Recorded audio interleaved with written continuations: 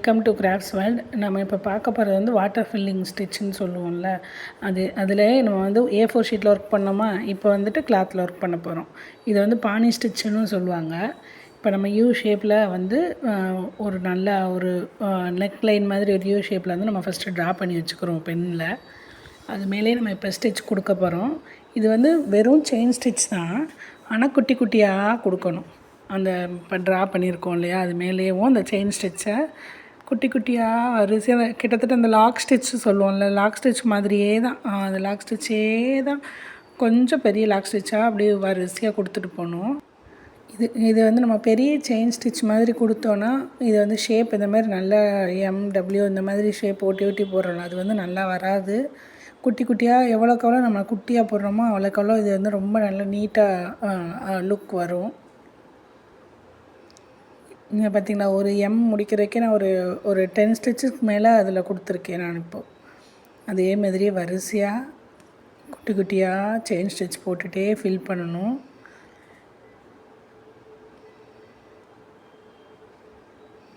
இந்த ஸ்டிச்சு ரொம்ப ரொம்ப இம்பார்ட்டண்ட்டு. நீங்கள் நல்லா லேர்ன் பண்ணிக்கோங்க இந்த ஸ்டிச்சு. வரலாட்டினா ஒரு தடவைக்கு 2 தடவை நல்லா அகெயின் ப்ராக்டிஸ் பண்ணி பாருங்கள்.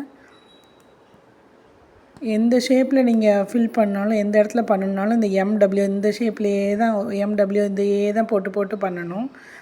ஸ்ட்ரெயிட் லைனாக போடுறது அப்படிலாம் போடவே கூடாது.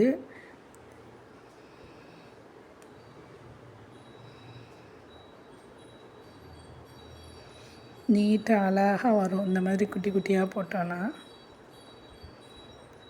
ப்ளவுஸில் நிறைய இடத்துல ஃபில் பண்ணணும், ஆனால் ஃபுல்லாக ஷேடிங் கொடுத்து நம்ம ஒர்க் பண்ண முடியல அப்படிங்கிற இடத்துல வந்து இந்த வாட்டர் ஃபில்லிங் கொடுத்து நம்ம ஃபில் பண்ணோன்னா, கான்ட்ராஸ்ட் கலரில் கொடுத்து நம்ம ஃபில் பண்ணோன்னா கிராண்ட் லுக் தரும் உங்களுக்கு.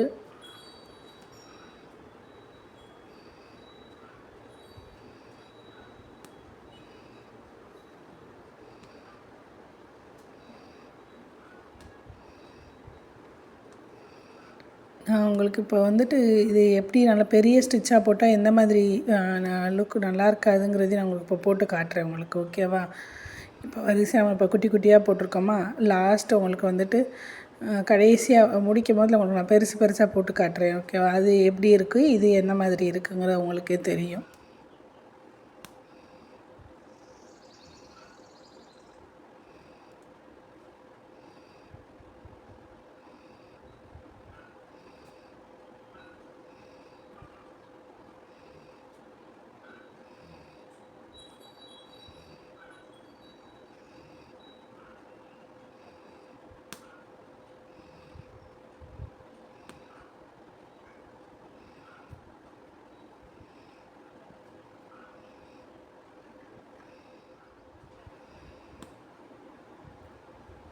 இப்போ எனக்கு த்ரெட்டு வந்து கொஞ்சம் ஃபினிஷ் ஆகிடுச்சு அடியில்.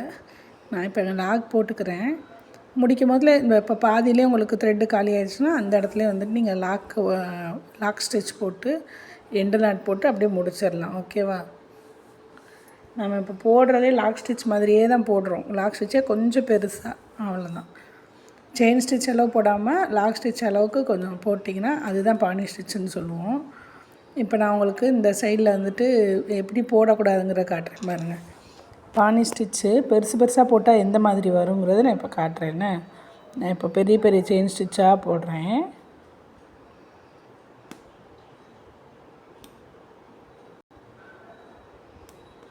பெருசாக போட்டோம்னா அந்த கர்வ் எல்லாமே நம்மளுக்கு கரெக்டாக கிடைக்காது லுக்கு.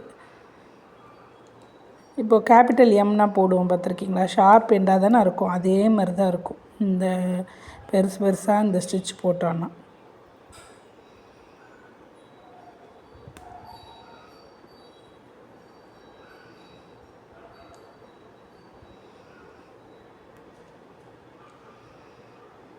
நீங்களும் என்னோடய ஆரி கிளாஸ் ஜாயின் பண்ண இன்ட்ரெஸ்ட் இருந்ததுன்னா மேலே தெரிகிற நம்பருக்கு கான்டாக்ட் பண்ணுங்கள்.